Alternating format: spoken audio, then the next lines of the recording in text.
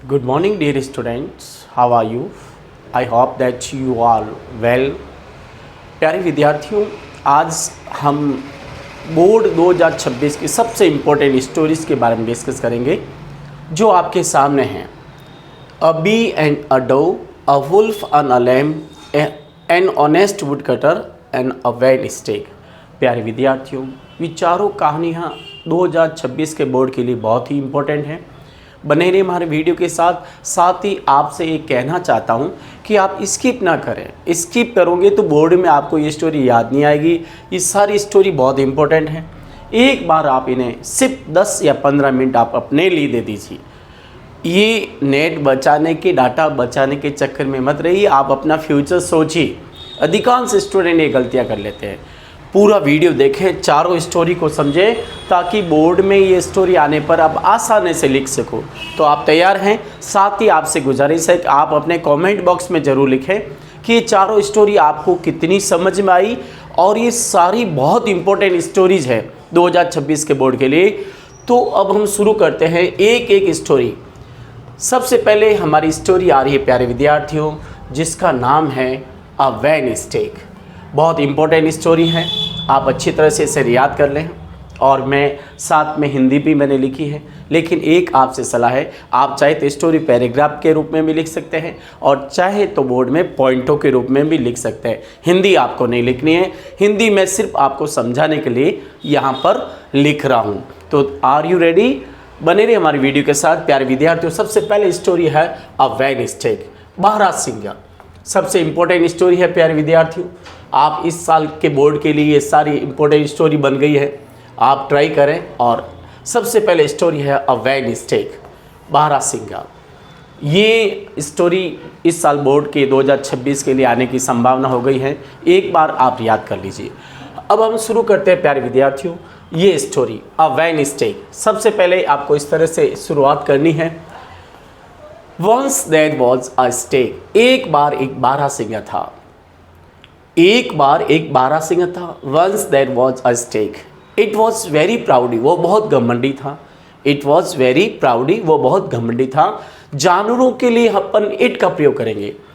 It was proud of its horn, उसे अपने सिंगों पर गर्व था। It was proud of its horns, उसे अपने सिंगों पर गर्व था। One day it was drinking water at the river, एक दिन वो नदी पर पानी पी रहा था। One day it was drinking water at the river, एक दिन वो नदी पर पानी पी रहा था। ध्यान रखें आगे। और नेक्स्ट पांचवा, it suddenly saw its reflection in the water, उसने अचानक पानी में अपनी परछाई देखी। It suddenly saw its reflection in the water, उसने अचानक पानी में अपनी परछाई देखी। It felt very happy to see its beautiful horns, उसे अपने सुंदर सिंगों को देखकर बहुत खुश हुआ।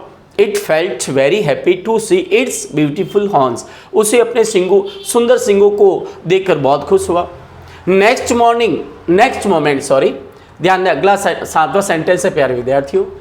Next moment it felt very sad to see its ugly legs, अगले क्षण यहाँ पर लिख दीजिए सी, ठीक है ना। Next moment it felt very sad to see its ugly leg, ugly leg से नहीं, बद्दे पाँव। अगले क्षण वो अपने बद्दे पैरों को देखकर बहुत दुखी हुआ, ठीक है ना। Next moment it felt very sad to see its a beautiful legs, its ugly यानी गंदा, यानी अगले ही क्षण उसे अपने बद्दे पैरों को देखकर बहुत दुख हुआ। Next moment it heard the sound of hounds, अगले ही पल उसने शिकारी कुत्तों की आवाज़ सुनी। किसकी? शिकारी कुत्ते, ध्यान रखना। अगले ही क्षण उसने शिकारी कुत्तों की आवाज़ सुनी। और it rain very fast but suddenly it's horns were caught in A Bush, वो तेज दौड़ा लेकिन अचानक उसके जो सींग है वो एक झाड़ी में फंस गए। बुश का मतलब होता है झाड़ी। It rain very fast but suddenly it's horns were caught in A Bush, वो तेज दौड़ा लेकिन उसके सींग एक झाड़ी में फंस गए। It tried very hard to free them but all in vain, उसने उनको छुड़ाने की बहुत कोशिश की लेकिन कोई फायदा नहीं हुआ। स्टोरी का नाम ही क्या? A vain stag. अगला 11 सेंटेंस नंबर 11 है, ध्यान दीजिए। और next, it said to itself that my legs help me to save my life. उसने अपने मन में कहा, मेरे भद्दे पैरों ने मेरी जान बचाने मेरी सहायता की। मेरे अपने भद्दे पैरों ने, अब यहाँ पर मेरे अपने भद्दे भी लिख सकते हैं, अगली। It said to itself that my ugly लिख सकते हैं, भद्दे पैर आप चाहे तो, माई अगली यानी भद्दे। मेरे भद्दे पैरों ने मेरी जान बचाने में मेरी हेल्प की। But my beautiful horns reach me at the death point, लेकिन मेरे सुंदर सिंगों ने मुझे मौत के बिंदु तक पहुंचा दिया, मौत के घाट तक पहुंचा दिया। इन द मीन टाइम, इसी बीच, इन द मीन टाइम का मतलब होता है इसी बीच, the hounds reached there and killed it. इसी बीच शिकारी कुत्ते वहां आए और उसको मार दिया। किसको? मतलब बारहसिंगा को, स्टे को। प्यारे विद्यार्थियों, मॉरल लिखना बहुत ज़रूरी है।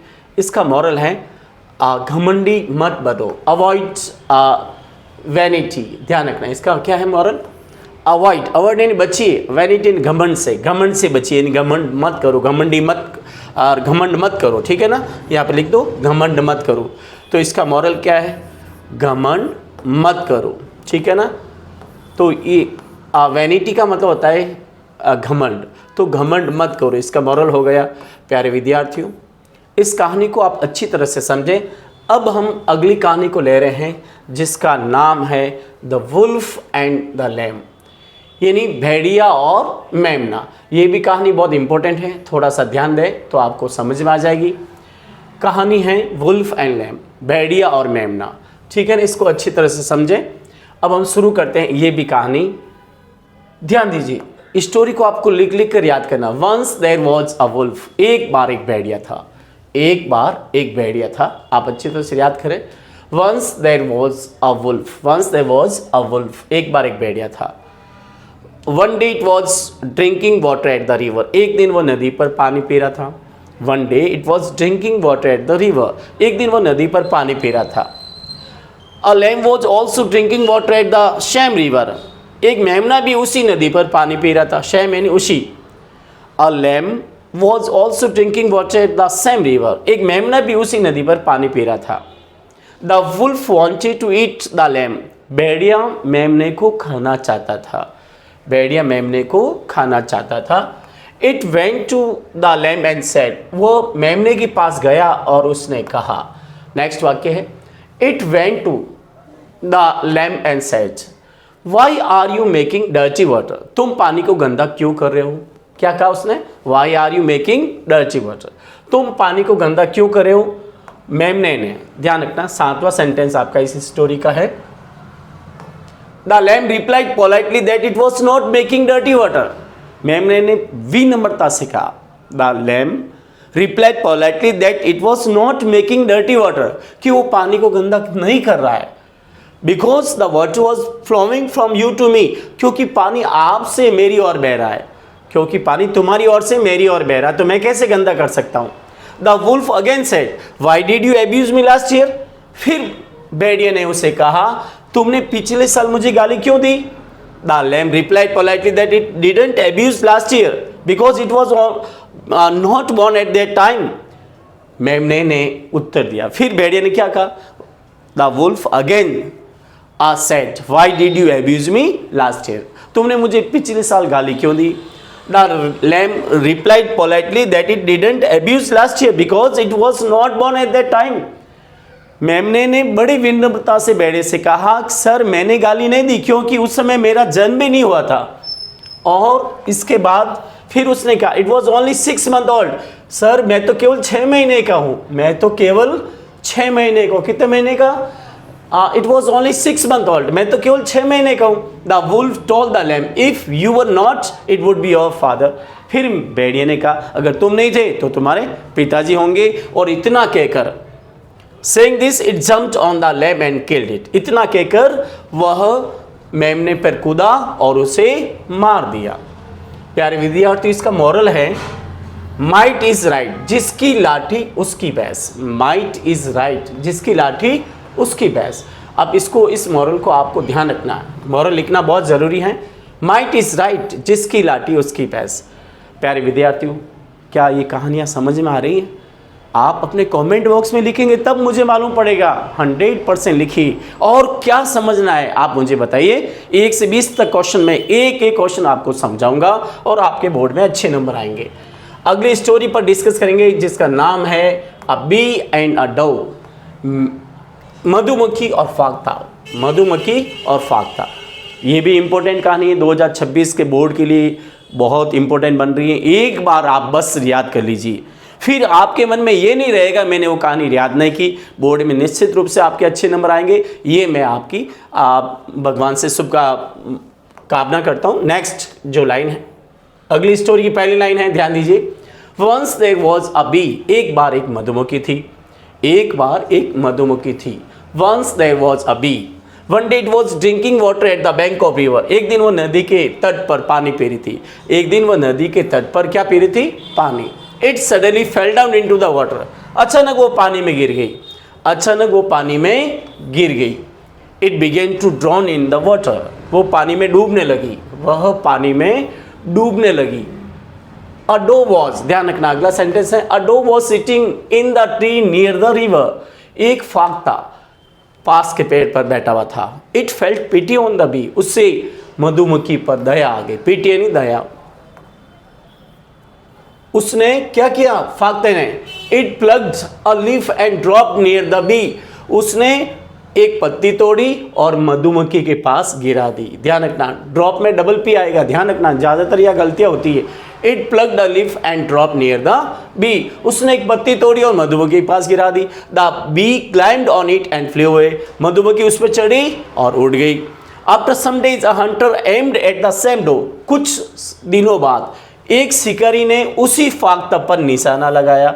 एम का मतलब निशाना लगाना।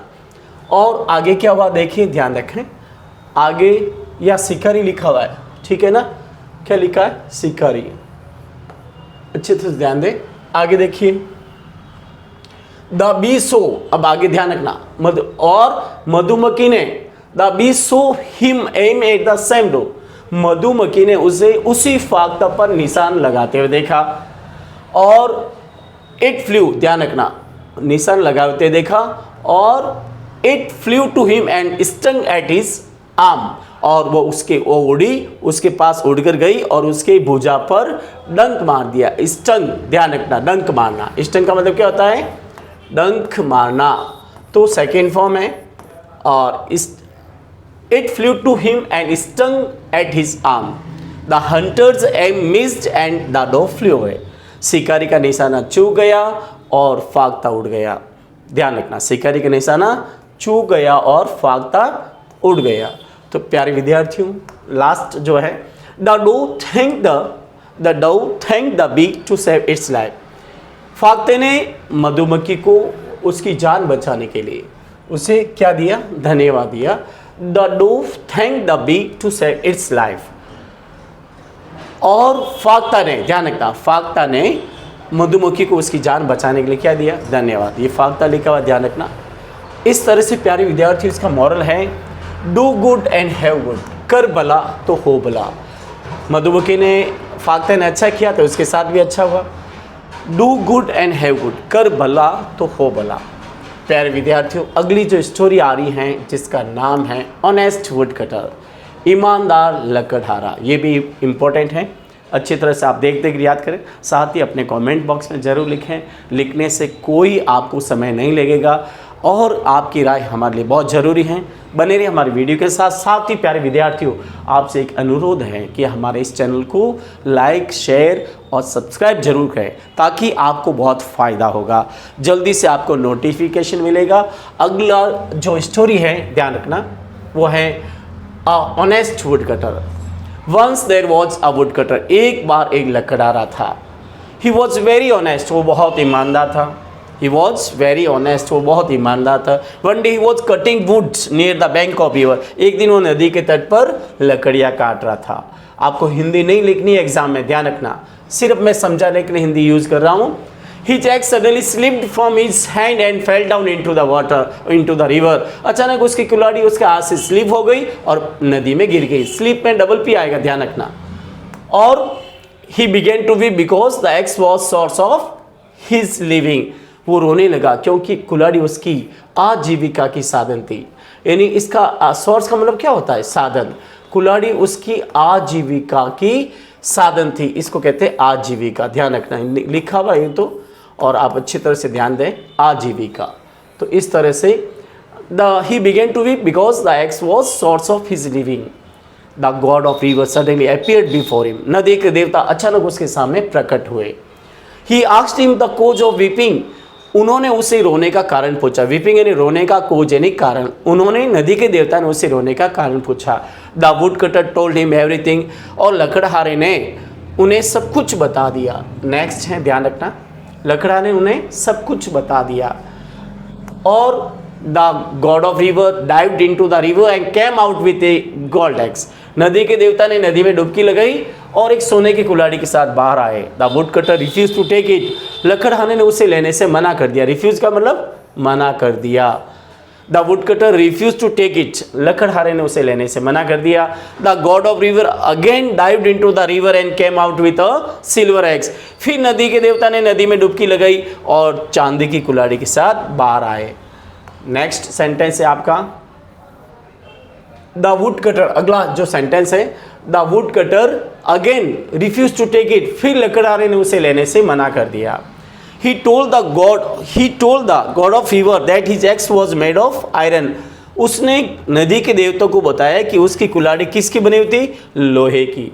और the god of river dived again into the, ध्यान रखना, the god of river dived again into the river and came out with an iron x. फिर नदी के देवता ने नदी में डुबकी लगाई और लोहे की कुल्हाड़ी के साथ बाहर आए। The would cutter felt very happy to see his axe. लकड़हारे ने अपनी कुल्हाड़ी को देखकर बहुत खुश हुआ। लकड़हारा अपनी कुल्हाड़ी को देखकर बहुत खुश हुआ। The god of river felt very happy at his honesty and gave him all 3 axes. नदी के देवता उसकी ईमानदारी पर बहुत खुश हुए और उन्होंने उसे तीनों कुल्हाड़ी दे दी। और इसका मॉरल है, प्यारे विद्यार्थियों, कौन सा मॉरल है? Honesty is the best policy. क्या मॉरल? ध्यान रखना, honesty is the best policy. ईमानदारी अच्छी नीति है। प्यारे विद्यार्थियों, बस आपसे अनुरोध है कि आप हमारे इस चैनल को सब्सक्राइब जरूर करें ताकि आपको जल्दी से नोटिफिकेशन मिल सके। और साथ ही कहानियाँ कैसी लगी, सबसे ये चारों कहानियाँ 2026 के बोर्ड के लिए बहुत इंपॉर्टेंट है। आप इन्हें देखिए, हमारे इस चैनल को सब्सक्राइब कीजिए। मैं आपके उज्जवल भविष्य की शुभकामना करता हूँ। आशा करता हूँ कि 2026 के बोर्ड में आपकी ज़्यादा से ज़्यादा नंबर आए और आप हमेशा खुश रहें, अपने जीवन में सफल रहें। Thank you very much. Take care, goodbye. We will see you on next video.